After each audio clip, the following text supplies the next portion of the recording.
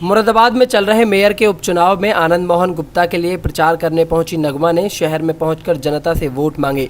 शहर में पहुंचकर रैली निकाली। रैली में कार्यकर्ताओं के साथ जनता के सामने हाथ जोड़कर आनंद मोहन गुप्ता को विजयी बनाने की मांग की। मुरादाबाद पहुंची अभिनेत्री नगमा ने पत्रकार वार्ता के दौरान कहा कि बुलंदशहर में जो वारदात हुई है वो बहुत ही शर्मनाक है। उत्तर प्रदेश में कानून नाम की चीज़ नहीं रही है। तो वहीं प्रधानमंत्री नरेंद्र मोदी पर निशाना साधते हुए कहा कि मोदी जी को विदेश घूमने से ही फुर्सत नहीं है, इसीलिए वो देश के नहीं बल्कि विदेश के प्रधानमंत्री लगने लगे हैं।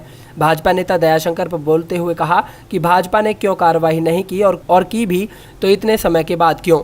आखिरकार भाजपा सिर्फ नाम का ही प्रचार कर रही है।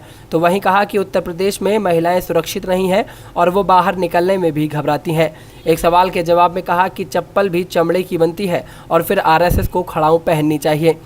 शीला दीक्षित की उम्र को लेकर पूछे गए सवाल में बोली कि राजनाथ सिंह की भी उम्र कम नहीं है, इसीलिए शीला दीक्षित यूपी में सरकार बनाएंगी।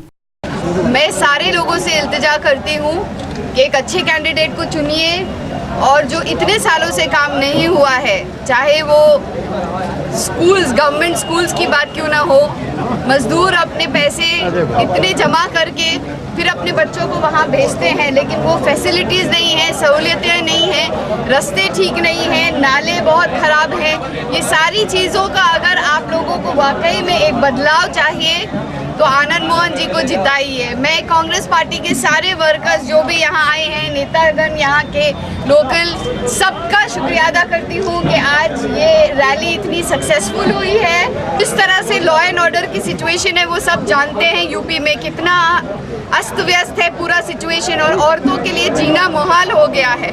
इसीलिए ये प्रदेश अभी औरतों के लिए सेफ नहीं है।